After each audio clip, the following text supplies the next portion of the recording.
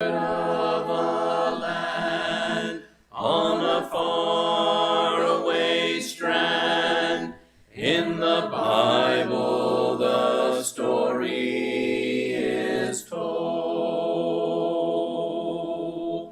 where cares never come, never darkness nor gloom, and nothing shall ever grow. All right. So chapter 16, I have called Jesus victorious for obvious reasons. Really, in truth, we could have called chapter 15 Jesus victorious too, despite the fact that most people would not think of death as being a victory, being as how that's the whole reason he came and he accomplished his purpose on the cross. That is part of his victory. But we're calling this Jesus' victory in the sense of the way it was perceived, particularly the way it was perceived by his disciples. Because when he died, even his disciples were dejected and they were scattered. And as they were described in one place, they were like a sheep without a shepherd. They believed that the one that they had put all of their hope in had just come to an end. And so when that happens, there's no hope left. But what happened on this first day of the week completely transformed that. And not only re-engaged their hope, but solidified their confidence in that hope and transformed their faith. They were people of faith before this, but not the way that they were people of faith after this. And so this is one of the big three things that are of first importance in the story of Jesus. I get that language and that idea from Paul's writing in 1 Corinthians, where he says that he declared of you those things that are of first importance. First, that Christ died according to the scriptures, that he was buried, and that he was raised on the third day according to the scriptures. Those are the three central events in the story of the Messiah. And so we're on the last one, which in the book of Romans, I believe it's chapter 1 and verse 4, we're told that this event is a declaration with power that Jesus was the Son of God.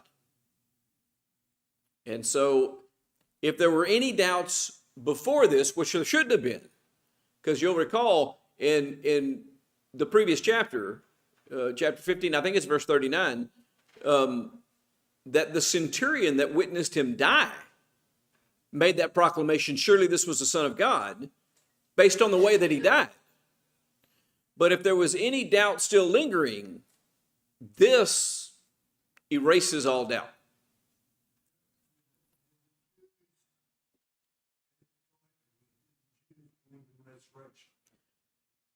That has been a question that has been debated, and my answer to that is they had to have, or at least some of them had to have.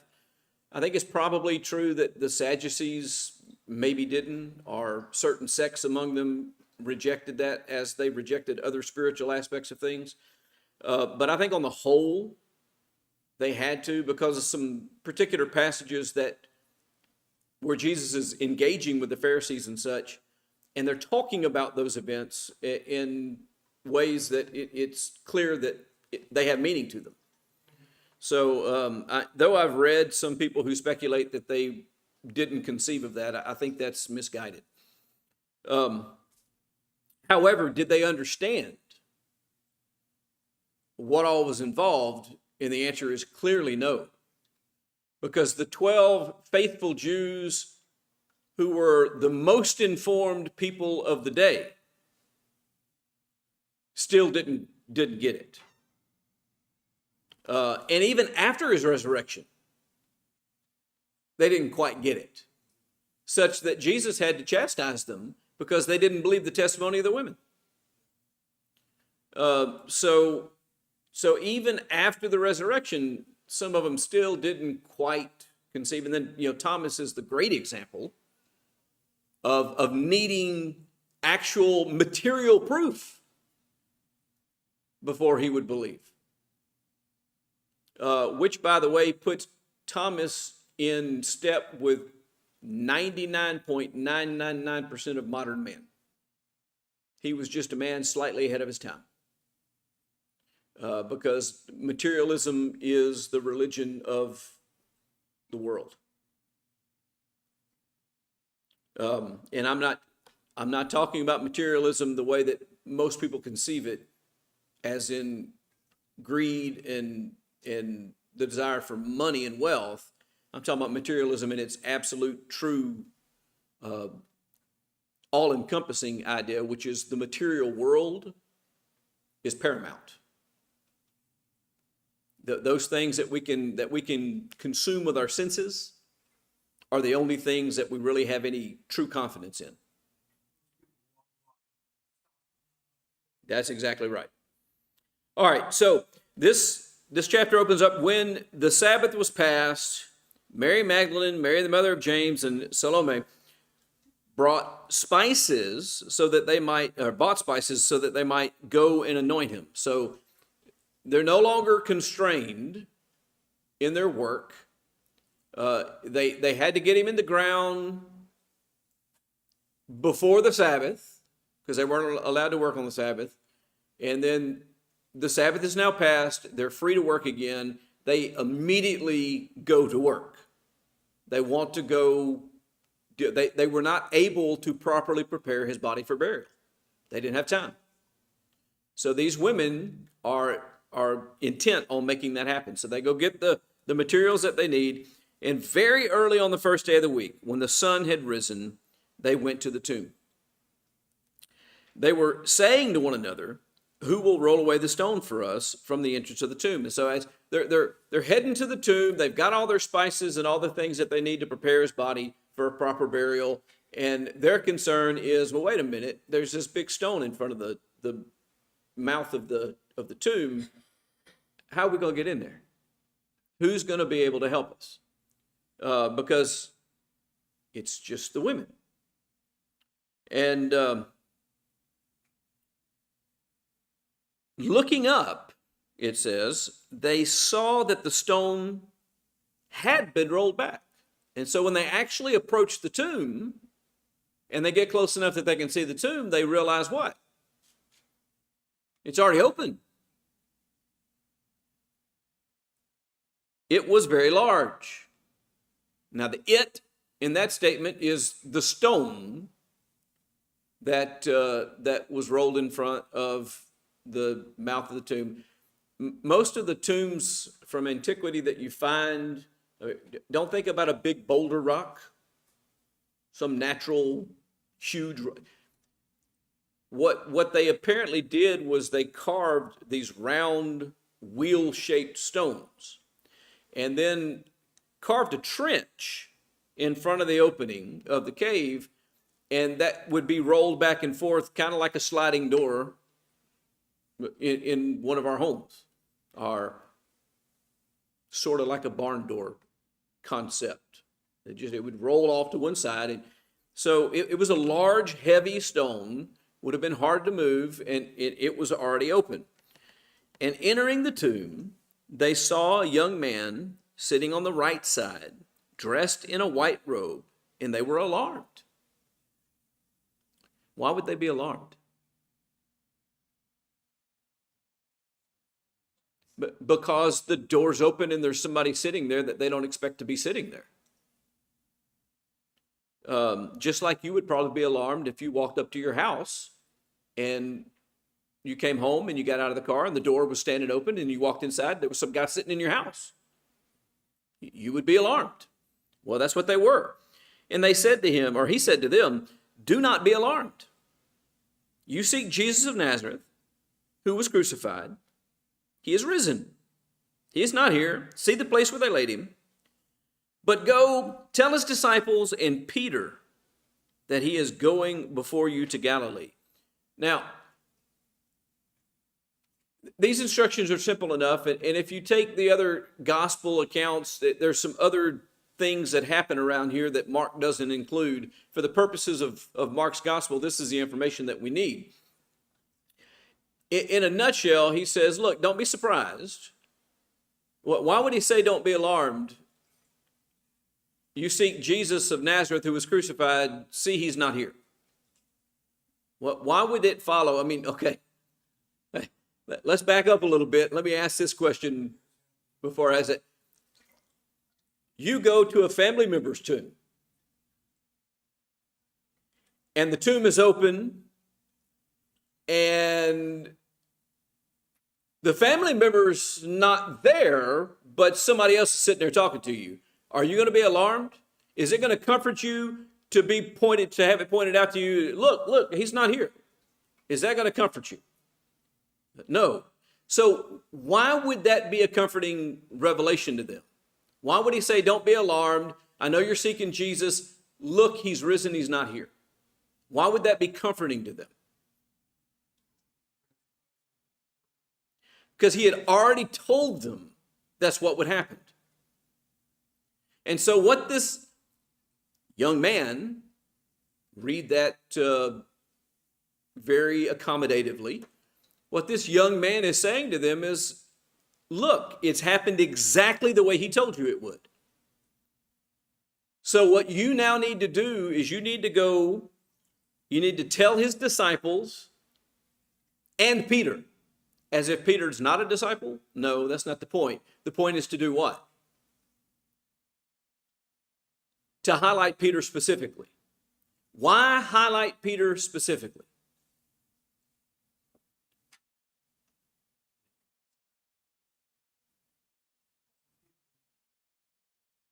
Okay, so we got to draw from some information that we've already been told. We've got that whole interchange between Jesus and Peter around who do men say that I am and his confession, and then the following interchange between him and Peter when he says that he's going to die, and Peter says, no, not never, I'm not going to let that happen. Well, I'll die before I let that happen.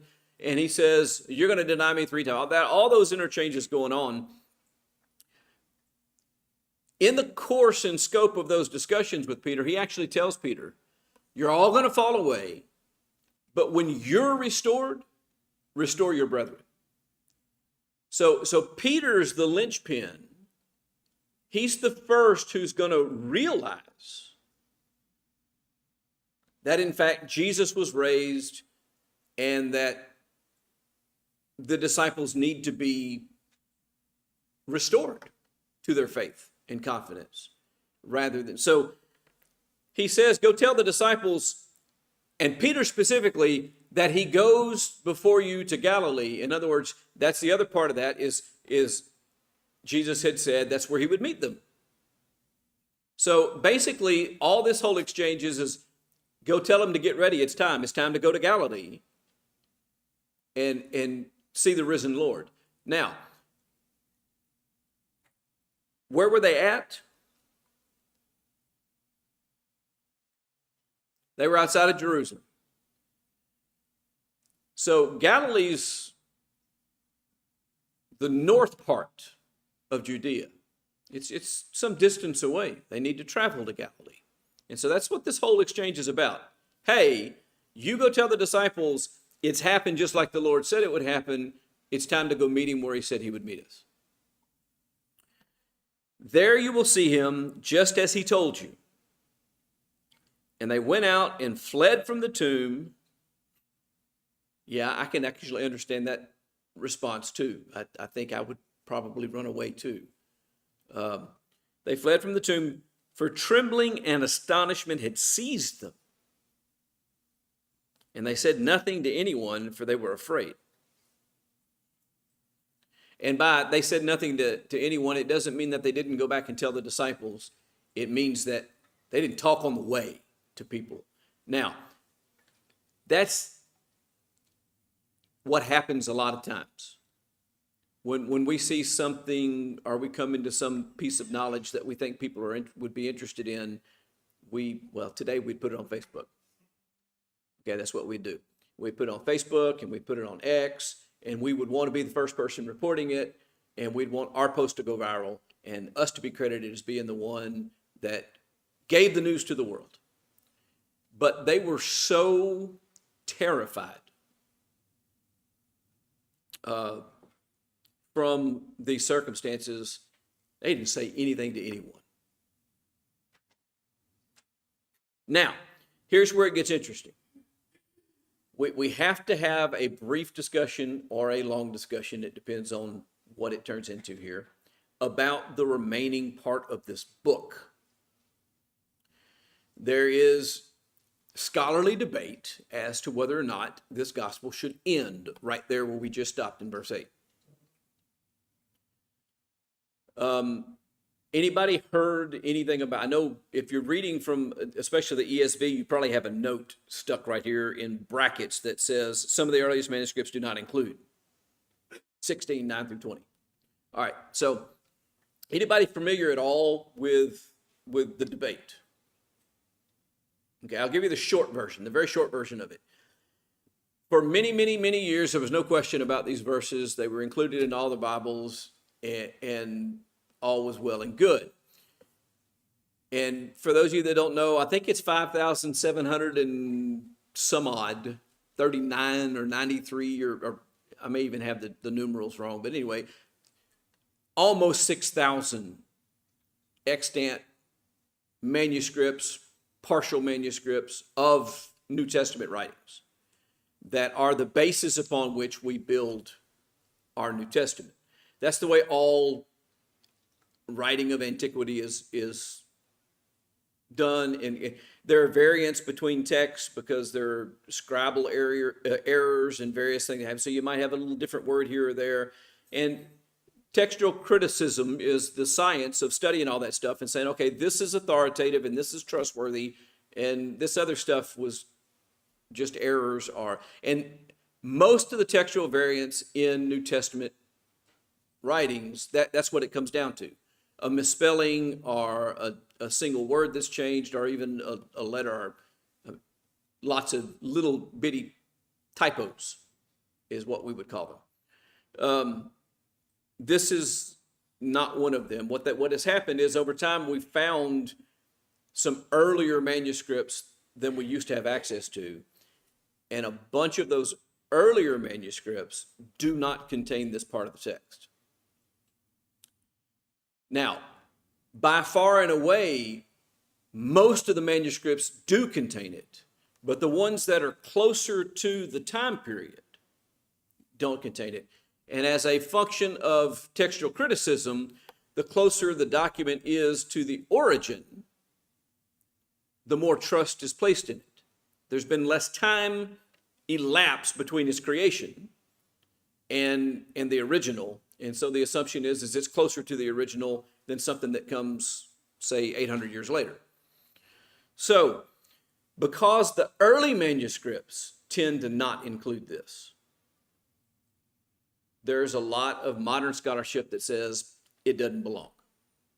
I actually know a few preachers who will not teach from that section because they're not convinced that it's inspired. Yes, ma'am, you had a question?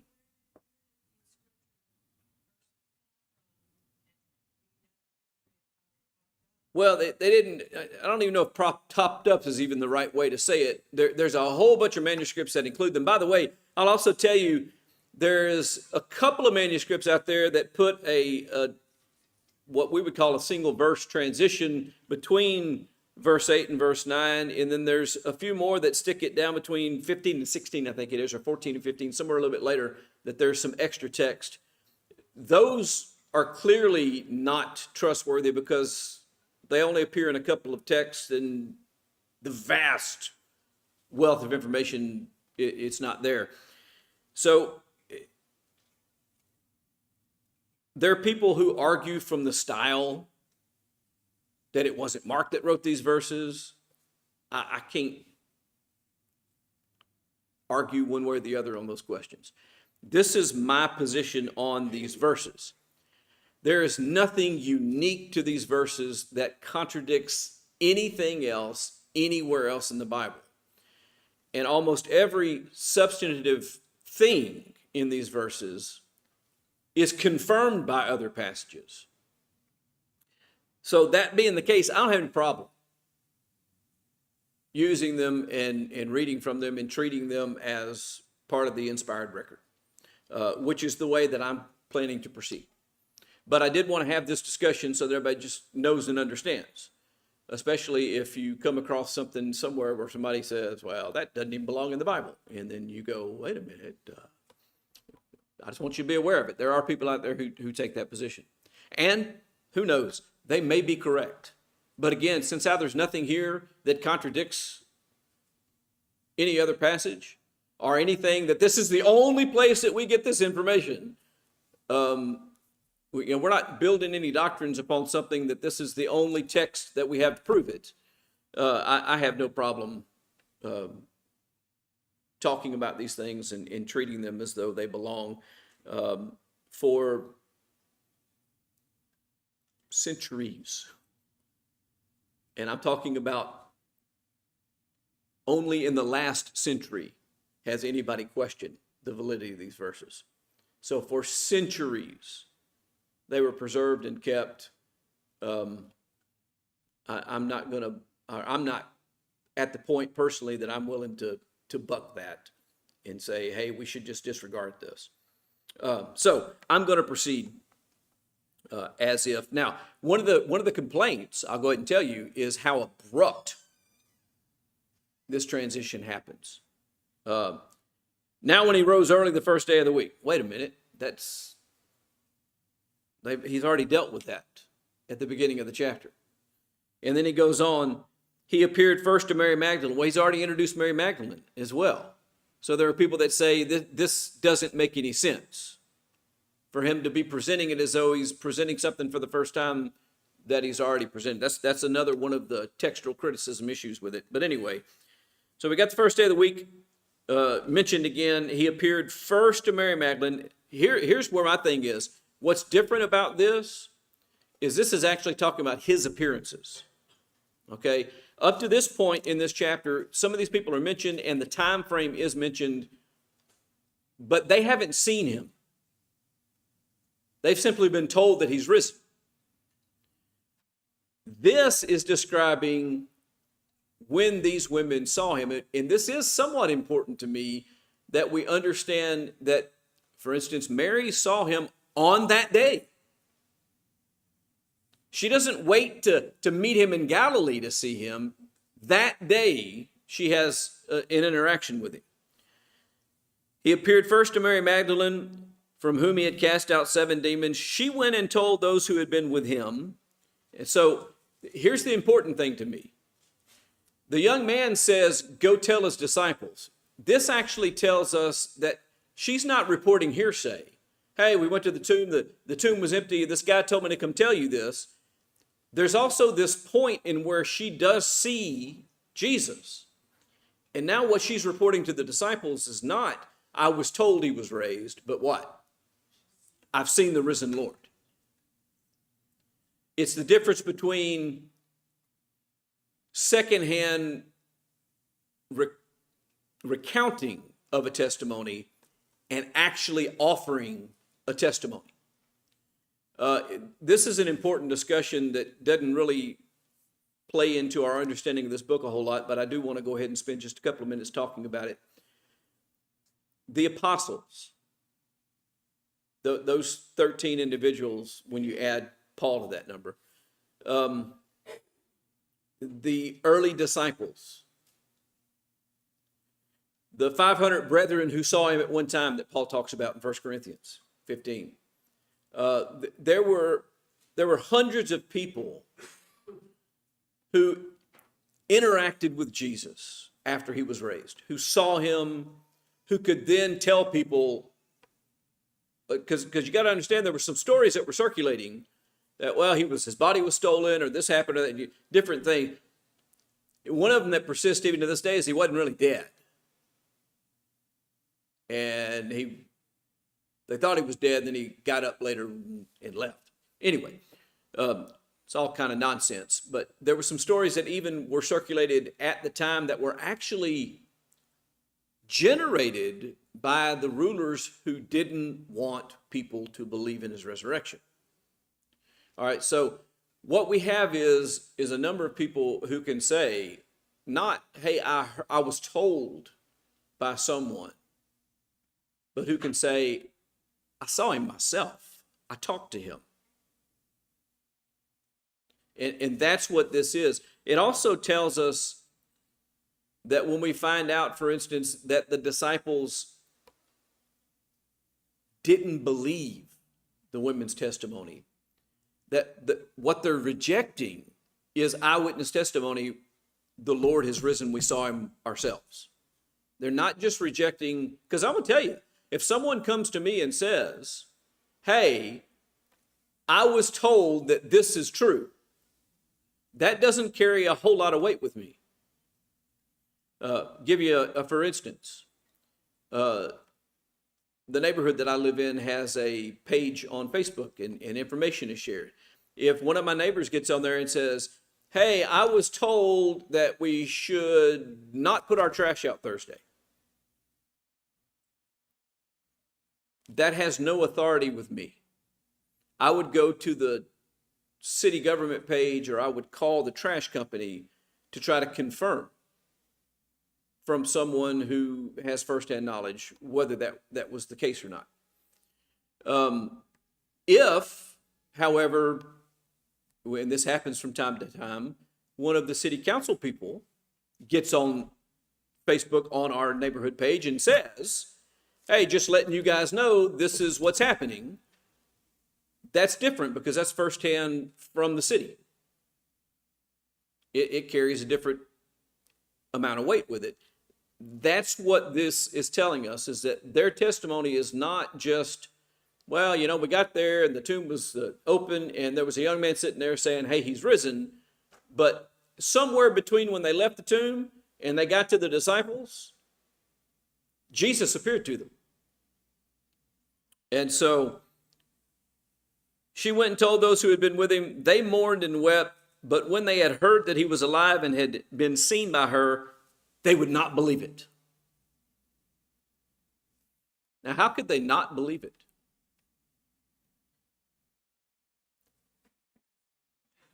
Do you want me to be the nice guy that's understanding, or do you want me to be the judgmental guy? Because I can be either one. Okay. Sometimes people tell you things. Look, I saw it with my own eyes, because they want attention. They didn't really see anything, but they claim that they saw something because they want attention. They want to be thought of as someone important. So there's the possibility that they're going, yeah, right. Then, and actually I'm going to wade into the waters, and if I get in trouble for it, I get in trouble for it. It's a woman. And at the time, women's testimony did not carry as much weight as men's, for some of the same stupid reasons that 50 years ago, people thought that guy, oh, they're just more emotional than us and they can be deceived and blah. Don't get me started on all that right now. But that's nonsense, and I'll just leave it at that. But here's the part that I can sympathize with them. Someone telling me that he's alive and I've seen them would still be hard for me to swallow, because my experience in life is that when people die, they stay dead. Now, there is the small nuance to the story of Jesus that he's, for instance, raised Lazarus, and there have been some people that they saw raised, which might make it a little bit more believable. But you know what had never happened? By the way, still hasn't happened to this day? Someone raised himself. See, Jesus raised Lazarus. Paul raised the kid that fell out of the window. Elisha raised someone from the dead. But the dead person never just got up and came out of the tomb under their own volition. Who raised Jesus? Which is the same thing as to say, he did. And so it is a little different. There's also another aspect of this that is different that won't come into the discussion until much later in another stage of the revelation. But Jesus is also the first one who was raised never to die again, which is very, very different. That hasn't revealed itself yet. But at any rate, they just... But the language that's interesting to me here, and again, I wish I had spent some more time actually looking at this, because I'm not sure how much of this is translation choice as opposed to whether it's demanded in the original language. But the language choice here, they would not believe. It doesn't say they did not believe or even that they could not believe, but they would not believe. What's the significance of choosing the word would as opposed to could? They made a choice. If you can't believe something, it may be outside of the realm of what you're capable of doing. But if you will not do it, then it's an exercise of your will. And so that's significant in that, which is, by the way, why when Jesus does appear to them, he does in fact chastise them, because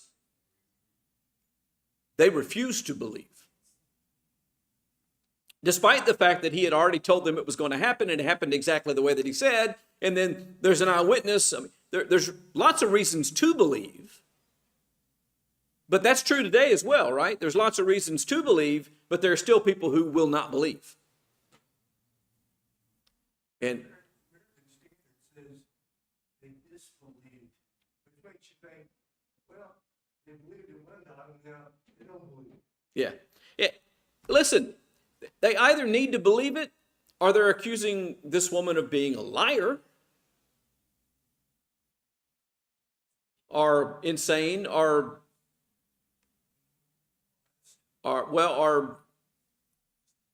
just, I guess deluded is a good word. Different from being insane, a delusion can happen because you're misled. And you certainly could make an argument, well, she was misled because the tomb was empty and the guy said he had raised, and then she saw someone that she thought was him.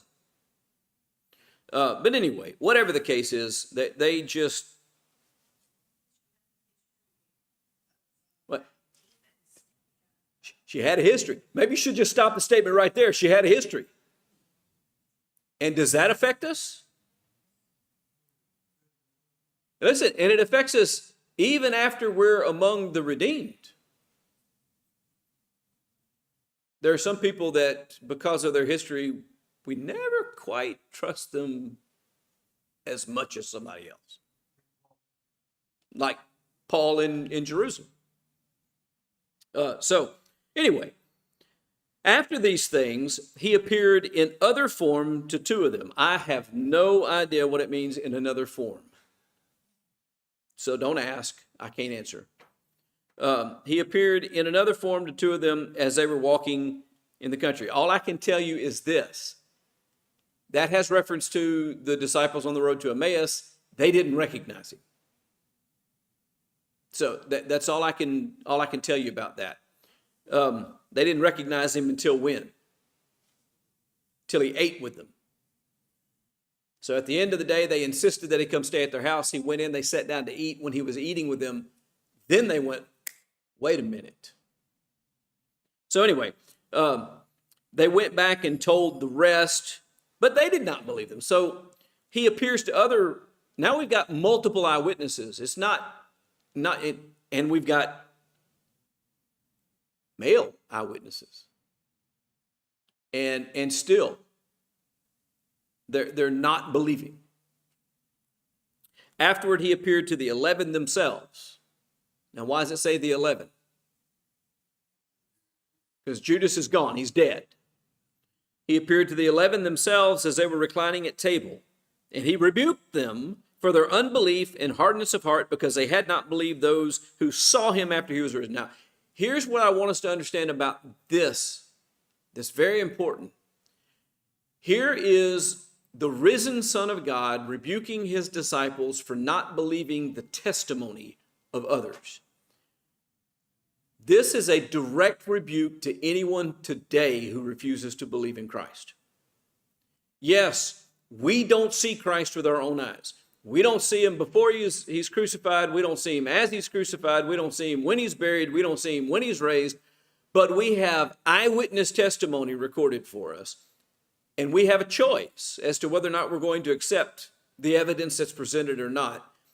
This is saying that to reject the presented evidence is worthy of rebuke from God. I can't say, well, I didn't see it myself, and that be an excuse. And in fact, if you go back to the whole Thomas situation, you'll recall that Jesus said, blessed are you because you have seen and believed, but what? More blessed are those who, not seeing, believe. So, here we go. Verse 15, and he said to them, go into all the world, proclaim the gospel to the whole creation. Whoever believes and is baptized will be saved, but whoever does not believe will be condemned. I would submit to you that at least for some folks, verse 16 might be one reason that they don't like these verses. It's really hard to misunderstand verse 16. Whoever believes and is baptized will be saved, but whoever does not believe will be condemned. And these signs will accompany those who believe in my name. They'll cast out demons. They'll speak in new tongues. They'll pick up serpents with their hands. And if they drink any deadly poison, it will not hurt them. They will lay their hands on the sick, and they will recover. So then the Lord Jesus, after he had spoken to them, was taken up in him. By the way, this is a very abbreviated record of these days, because how long was it between the resurrection and the ascension? About 40 days. And it's summed up in basically 2 verses. After he had spoken to them, he was taken up into heaven and sat down at the right hand of God, which indicates that his work as the Messiah was finished. Now, he's still a mediator. He's still a lot of other things. But his work as the Lamb of God who came to take away the sins of the world, he sat down from that. They went out and preached everywhere, while the Lord worked with them and confirmed the message by accompanying signs. By the way, that last verse is somewhat important to explain verses 17 through 18. And about these signs will accompany you. Okay, this is explaining what those signs are and how they happened. That was the Lord confirming the message, which, by the way, is consistent with everything in the New Testament about the purpose of the signs. Anybody have any questions or comments? Yes. I think when they were talking about like picking up stakes and bringing and stuff, if he wanted people to die, that would be like his advice. So maybe that was a way to, I don't know, injure people. Let me just, I think it's a good question. I want to turn your attention to Acts chapter 28.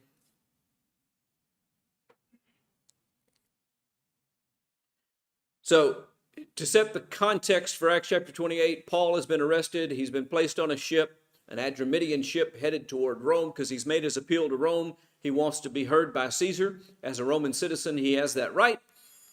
So they're on their way. The winds are contrary. There's a horrible, horrible storm that comes up. There's a shipwreck, and they now have swum ashore on the island of Malta. And after we were brought safely through, we had learned that the island was called Malta. The native people showed us unusual kindness, for they kindled a fire and welcomed us all, because it had begun to rain and was cold. And when Paul had gathered a bundle of sticks and put them on the fire, a viper came out because of the heat and fastened on his hand. When the native people saw the creature hanging from his hand, they said to one another, "No doubt this man is a murderer. Though he has escaped from sea, justice has not allowed him to live." And so they basically said, hey, this is, I'm going to use the term karma. Don't think that means I believe in those Eastern religions. They're saying, this is God's judgment on him, that this snake's going to kill him. He, however, shook off the creature into the fire and suffered no harm. That is a actual event to me that explains what that passage in Mark had reference to. Did that happen all the time? No, it was quite unusual. But those are the kinds of signs. See, what they thought was, oh, this is a sign of the judgment against him because he must be a bad guy. And in fact, what it was a demonstration that they should listen to him, that his message was true. Just like tongues were such a thing, just like the healing of the sick was such a thing, all of these were to help people confirm the message. Belief always came from the message, not the sign. That's an important thing to remember as well. And we'll talk actually about that a little bit this morning in the sermon. Appreciate your presence and your participation this morning. We're finished with Mark. I have no idea yet where I'm going, but I'll try to let y'all know before Sunday.